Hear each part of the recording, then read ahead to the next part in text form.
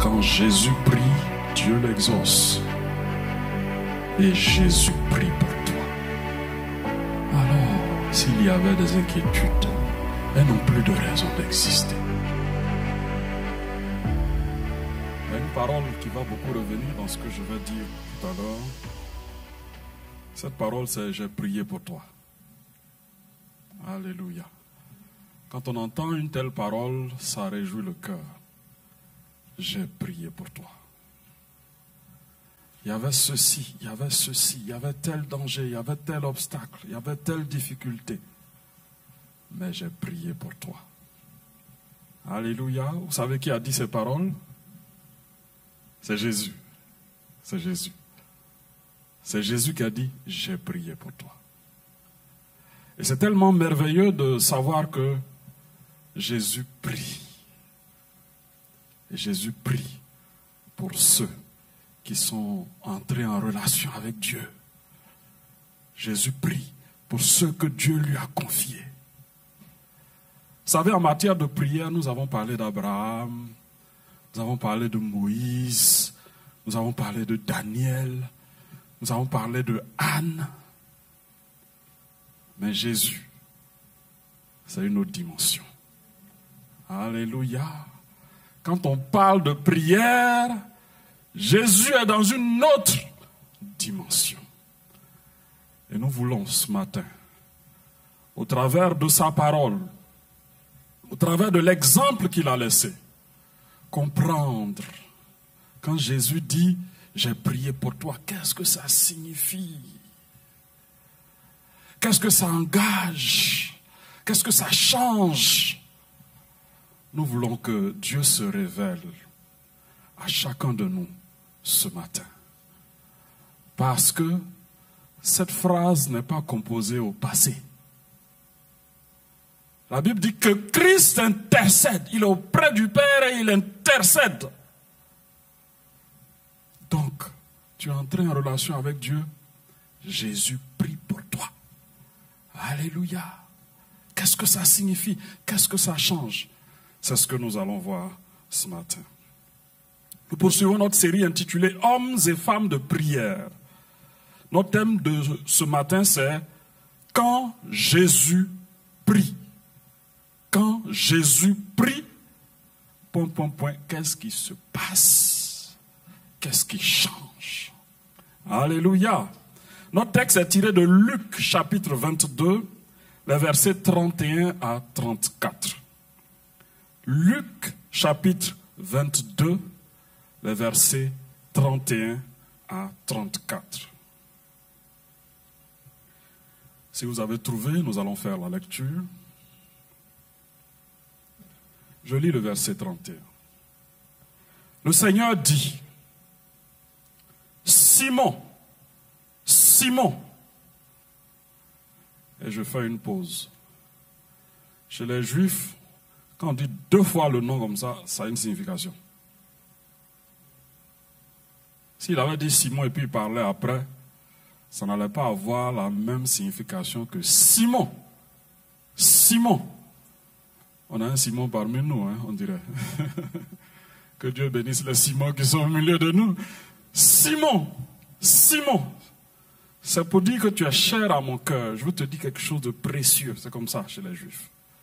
Simon, Simon, Satan vous a réclamé pour vous cribler comme le froment. Verset 32. Mais, alléluia, j'ai prié pour toi. Mais j'ai prié pour toi. Afin que ta foi ne défaille point. Et toi, quand tu seras converti, le mot converti doit attirer votre attention. Il dit, quand tu seras converti. Parce que ce qui va arriver à Pierre, c'est un abandon de la foi.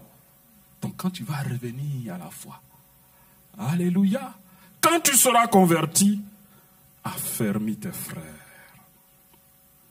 Verset 33. Et c'est surprenant de la part de Pierre.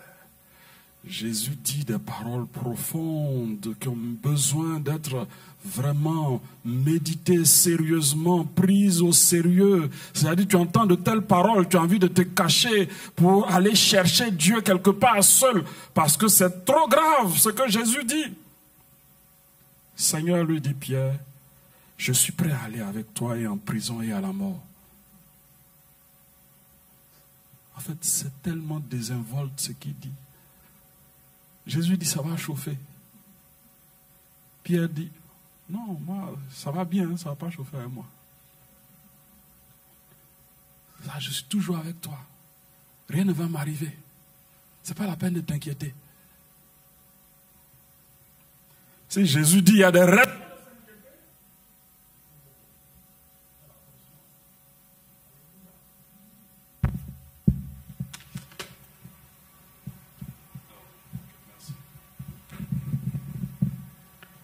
Et Jésus dit à Pierre, je te le dis, le coq ne chantera pas aujourd'hui que tu n'aies nié 3 fois de me connaître.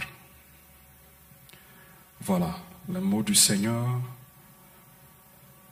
La situation était grave. Il fallait agir avec sagesse, sérieux et considérer la situation. Mais Pierre était dans un autre esprit. Et nous allons prier ce matin pour que la parole de Dieu se révèle à nous. Et que quand Dieu vient nous parler et que les choses sont sérieuses, qu'on ne soit pas comme Pierre pour prendre ça à la légère, mais qu'on ait l'attitude qu'il faut. Alléluia. Prions. Merci Seigneur pour ce temps que tu nous donnes devant ta face. C'est toi qui nous as rassemblés ce matin parce que tu veux te révéler à nos cœurs. Ta parole est tellement profonde. Et je prie Seigneur que nos intelligences soient ouvertes au nom de Jésus de Nazareth. Que tout ce qui obstrue l'intelligence et empêche de saisir la profondeur de ta parole, Seigneur, soit ôté et balayé. Et que, Seigneur, tu règnes maintenant dans ta parole. Tu règnes dans ta parole. Et que tu te révèles au cœur. Merci, Seigneur, de nous faire du bien au travers de cette parole de ce matin. Au nom de Jésus. Amen. Nous voulons développer 2 points. Ce qui déclenche la prière de Jésus et les enseignements à tirer de cette prière. Ce qui déclenche la prière de Jésus et les enseignements à tirer de cette prière. Jésus a dit à Pierre, j'ai prié pour toi. Mais on n'a pas les mots. On ne sait pas ce qu'il a dit dans la prière. On sait seulement qu'il a prié. Mais on sait 2 choses. On sait pour qui il a prié et on sait pourquoi il a prié. Quand Jésus dit que le diable vous a réclamé, vous c'est qui? C'est les apôtres. Ce sont les 12 qu'il a choisis là. C'est eux. Et ce qu'on sait aussi, c'est que Jésus a prié pour la foi de Pierre. Jésus a prié pour les disciples, les apôtres de façon générale, mais il s'est concentré particulièrement sur Pierre. Il a prié pour la foi de Pierre. Alléluia. Pour que cette foi ne défaille point. Quand on regarde dans la suite, on voit que Pierre est tombé, n'est-ce pas? Il est tombé dans le péché. Il a chuté. Mais la prière de Jésus a été efficace, quand même. Parce que Pierre est revenu. Alléluia. Parce que Jésus a prié pour Pierre. Qu'est-ce qui a poussé le Seigneur à prier? Le Seigneur lui-même le dit, Satan vous a réclamé pour vous cribler comme du froment. Qu'est-ce que ça signifie? La version Parole de vie dit, Satan a demandé de pouvoir vous secouer, tout comme on secoue le grain dans un vent pour le séparer de la paille. Vous savez, les grains de riz, là, souvent on remue pour que la peau quitte. Donc, le diable est déchaîné, c'est ce que Jésus est en train de dire. Il est déchaîné contre vous. Il veut vous prendre, il veut vous mélanger. Il veut vous faire du mal. Il veut vous éloigner de Dieu. Voilà le message que Jésus donne. Et c'est très important de savoir qu'il y a des moments de la vie où le diable peut être sérieusement déchaîné contre les enfants de Dieu. Il y a des moments de la vie où le diable est déchaîné, où il t'oppresse, où ça vient en nombre, ça vient en intensité. Il y a des moments de la vie comme ça. Si Jésus l'a dit, le diable est toujours là, il existe. Il y a toujours des enfants de Dieu aussi qui sont sur la terre. C'est une réalité. Le diable peut se déchaîner contre toi. Je ne dis pas ça pour que tu aies peur. Parce que la suite est un encouragement. Parce que si la phrase s'arrêtait à « le diable est déchaîné », on allait avoir peur. Mais Jésus dit « j'ai prié ». Alléluia. J'ai prié. Alors, pourquoi il y a eu tous ces problèmes? Pourquoi il y a eu toutes ces difficultés qui sont arrivées? Au moment où Jésus parle, il est dans les dernières heures de sa vie sur terre. Ils sont entrés à Jérusalem. Et tout dans Jérusalem va se tourner contre Jésus. À commencer par les chefs religieux juifs. Ils avaient aussi leur garde du temple, leur armée. Avec le gouverneur romain et toute l'armée qui était à sa disposition. Tout cela était contre Jésus. Et puis les chefs religieux juifs vont tourner le peuple tout entier contre Jésus. Et puis il ne faut pas oublier la force qui est derrière le diable et ses démons qui sont déchaînés contre les enfants de Dieu, déchaînés contre le peuple de Dieu. Qu'est-ce qu'il faut faire quand ces moments arrivent? Qu'est-ce qu'il faut faire quand il y a des moments difficiles comme ça? Jésus donne l'exemple. Le diable est déchaîné, je prie. Alléluia. Voilà ce que tu dois retenir. Le diable est déchaîné, il a beau être déchaîné comment? Je prie. Il n'y a pas d'autre solution. Le Fils de Dieu, celui qui est plus grand que tout, s'il a trouvé une solution, quand le diable est déchaîné, c'est qu'il n'y a pas d'autre solution. Il faut accepter cette solution. Il faut accepter de prier quand le diable est déchaîné. Quand le diable sera déchaîné contre toi, il faut savoir lui opposer ta prière. Mais dans le cas de Pierre, Pierre a aggravé sa situation. Le diable était déchaîné. Mais Pierre, dans son attitude, a aggravé la situation. C'est comme le diable vient contre toi. Et puis toi, tu lui envoies une lettre d'invitation pour ajouter dans l'attitude, dans ton attitude.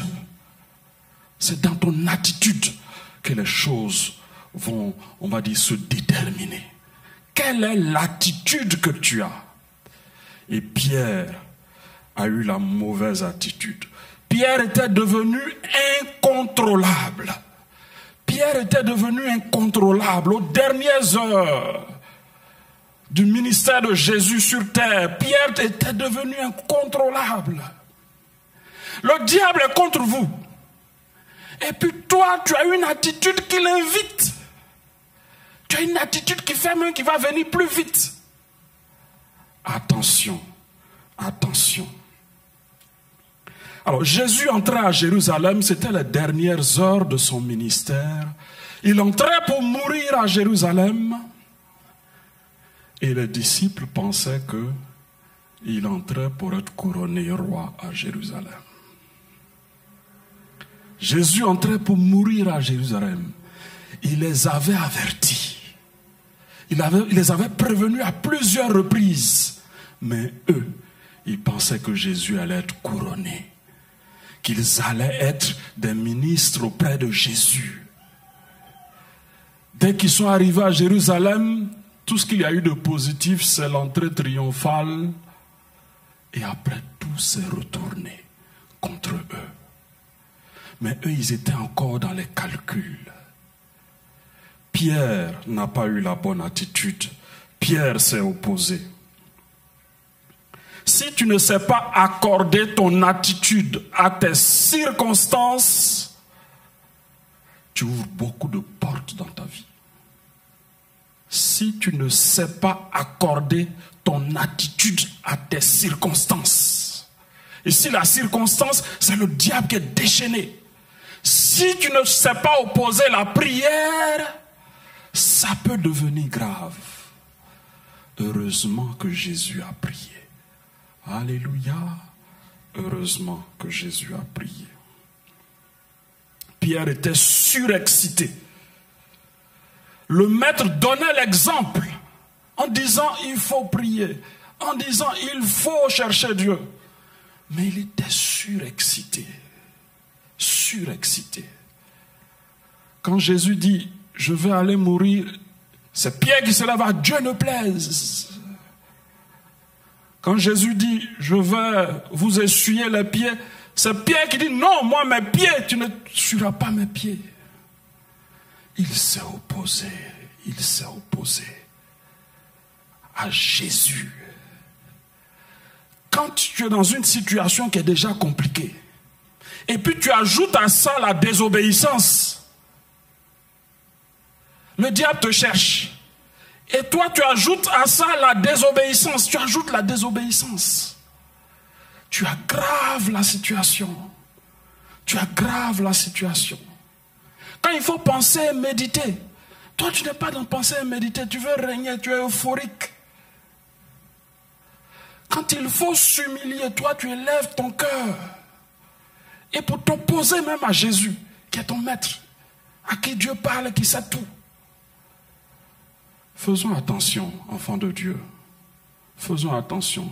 Je ne cherche pas à nous faire peur en disant que le diable peut se déchaîner contre nous, parce qu'on ne doit pas avoir peur. Christ intercède pour nous. Mais faisons attention à notre attitude. Si tu n'as pas la bonne attitude, tu vas inviter le diable. Tu vas l'inviter. Alors que lui-même il t'a cherché avant. Tu vas l'inviter. Que Dieu nous en garde. Alors que Dieu nous guérisse de toute forme d'aveuglement qui fait qu'on ne se rend pas compte de ce dans quoi nous sommes. C'est ça le problème que Pierre avait. Ils étaient dans une situation difficile. Pierre ne se rendait pas compte. Jésus parlait, mais ça ne rentrait pas. Il n'intégrait pas ce que Jésus disait. Que Dieu nous garde de cela. La particularité de la prière du Seigneur. La première particularité, c'est que c'est Jésus qui prie. Alléluia. C'est Jésus qui prie. Quand on dit c'est Jésus qui prie, ce n'est pas n'importe qui prie. C'est le bien-aimé du Père qui prie. Alléluia. Quand on dit Jésus prie, on parle du Fils bien-aimé, de celui qui fait la joie du Père. C'est lui qui prie. Alors, quand Jésus prie, est-ce que sa prière peut être rejetée? Non. Sa prière est toujours exaucée. Alléluia. Quand Jésus prie, sa prière est toujours exaucée. Et lui-même, il le dit Jean 11, 42. Jean 11, Lazare. Pour moi, je savais que tu m'exauces toujours. Je savais que tu m'exauces toujours. Alors si le diable est déchaîné et que tu sais que Jésus prie, alléluia, c'est que sa prière va être exaucée. La prière de Jésus va être exaucée. Le diable a beau se déchaîner, mais Dieu va exaucer la prière de Jésus. Et Jésus prie pour toi. Alléluia. Il est auprès du Père et il intercède pour toi. Sa prière est efficace. Le diable va venir comme un fleuve. Mais la prière de Jésus est toujours entendue et toujours efficace. Alléluia. Que nous soyons fortifiés par ces paroles. Même si, il faut le confesser, même si le diable est déchaîné contre moi, ça ne peut pas empêcher le plan de Dieu pour moi. Alléluia. Ça ne peut pas empêcher le plan de Dieu pour moi. Alléluia. Pierre a aggravé les choses. Pierre est tombé. Pierre a abandonné la foi. Pierre a chuté. Pourquoi? À cause de son attitude. Mais le plan de Dieu pour Pierre s'est réalisé. Alléluia. Le plan de Dieu pour Pierre est arrivé. Jésus est à la droite du Père et il prie pour toi. Il prie pour moi. Et sa prière est efficace. Sa prière est efficace parce qu'il est le Fils de Dieu. Alléluia. Sa prière est efficace pour toi. Ne tremble pas. Sa prière est efficace. La deuxième chose, deuxième leçon que nous retenons de la prière de Jésus. Quand Jésus prie pour toi, il prie pour ce que Dieu veut faire de toi. C'est ce que nous comprenons. Quand Jésus prie pour toi, il prie pour ce que Dieu veut faire de toi. Il va au-delà de la circonstance passagère. Il va au-delà du petit moment passager. Il voit le plan de Dieu pour toi et il prie pour ça. Pierre était faible devant Jésus. Jésus le voyait faible. Jésus voyait la chute venir. Mais la prière de Jésus ne se limitait pas à ce moment. Jésus priait pour qu'il soit victorieux de ce moment. Mais Jésus priait pour quelque chose de plus grand. Jésus voyait pas le Pierre faible. Jésus voyait le Pierre qui surmonte les choses et qui aide plusieurs autres personnes à surmonter des choses. C'est ce que Jésus voyait.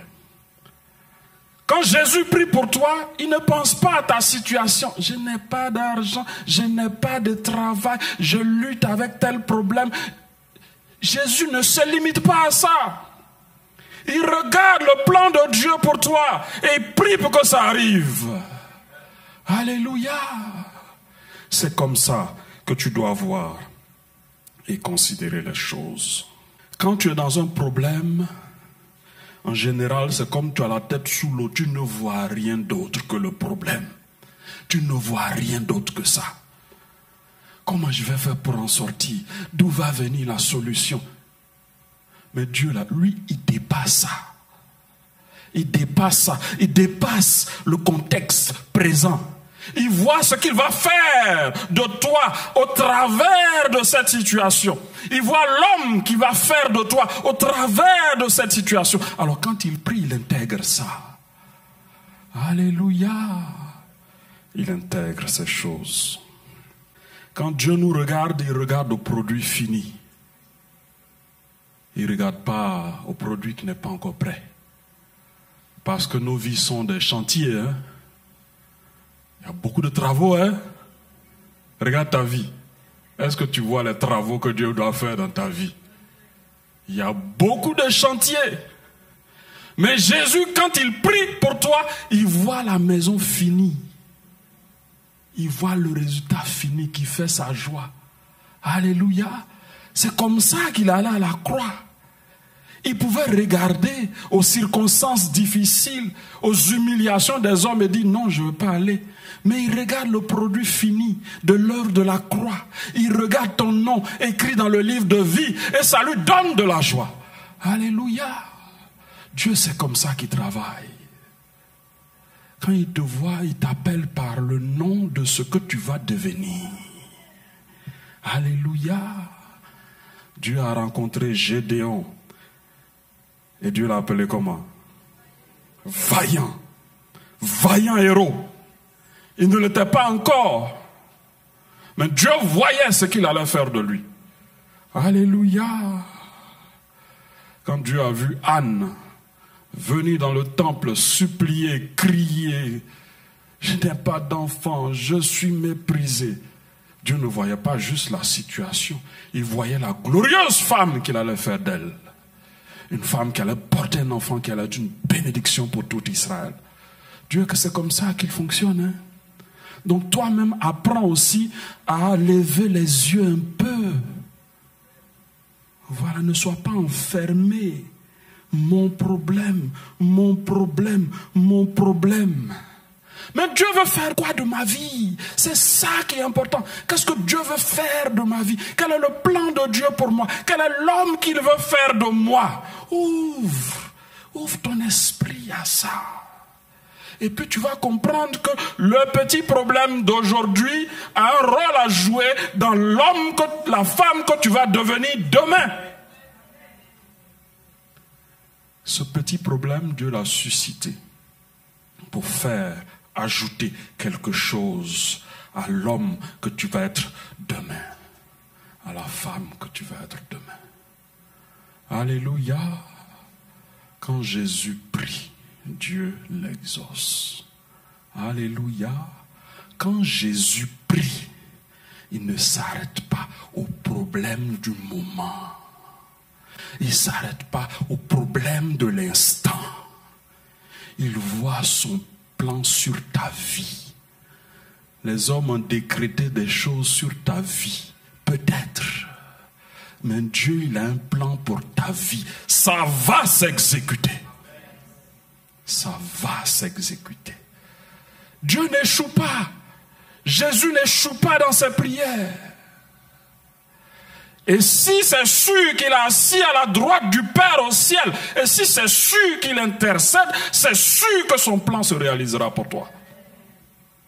C'est sûr. Tu peux être confiant. Alors ne regarde pas ta vie chrétienne qui t'attend aujourd'hui. Et moi, je lutte encore avec ça là. Depuis que je suis converti ici dedans. Ça finit pas, ça finit pas. Il faut avoir juste la bonne attitude. Le plan de Dieu va se réaliser. Alléluia. Il te voit vainqueur de cette chose. C'est ce qu'il a prévu. Alléluia. Et tu seras vainqueur. Alors quand toi, tu vas vouloir prier, intègre ça. Dieu a déjà prévu que je sois vainqueur. Alléluia. Seigneur, aide-moi à entrer dans cela. Ouvre-moi les yeux, aide-moi à entrer dans ça. Parce que c'est ce que tu as prévu pour moi. Tu n'as pas prévu autre chose pour moi. Alléluia. Que Dieu nous aide. Je vais vous lire ces paroles de Juges chapitre 6, verset 12 que j'ai mentionné tout à l'heure. L'ange de l'Éternel lui apparut à Gédéon et lui dit, l'Éternel est avec toi. Vaillant héros. Alléluia. Dieu a déjà vu la fin. Mais lui, il est encore dans le problème. Il est encore dans la chose. Écoutez ces paroles. Gédéon lui dit, ah mon Seigneur, si l'Éternel était avec nous, pourquoi toutes ces choses nous sont-elles arrivées? Où sont tous ces prodiges que nos pères nous racontent quand il parle, et on est souvent comme ça. On est bloqué sur l'instant présent. Alors je ne sais pas quel est le problème, quelle est la difficulté. Jésus est assis à la droite du Père. Et il prie, il intercède pour toi. Il faut être sûr que sa prière est efficace. Et que même si tu ne vois pas l'exaucement aujourd'hui, ça va se faire. Ça va arriver au temps marqué. Les choses vont se hâter. Et puis tout va se mettre en place. Et puis toi-même, tu vas dire oui. Oui, ce Dieu-là, il est fort. Je ne sais pas si tu as un témoignage comme ça, si Dieu t'a déjà montré, tu as déjà passé par de tels chemins. Mais il est fort. Il est fort, ce Dieu. Je veux terminer avec... C'est la même chose quand Jésus prie pour toi. Il pense à la finalité de l'œuvre de Dieu en toi.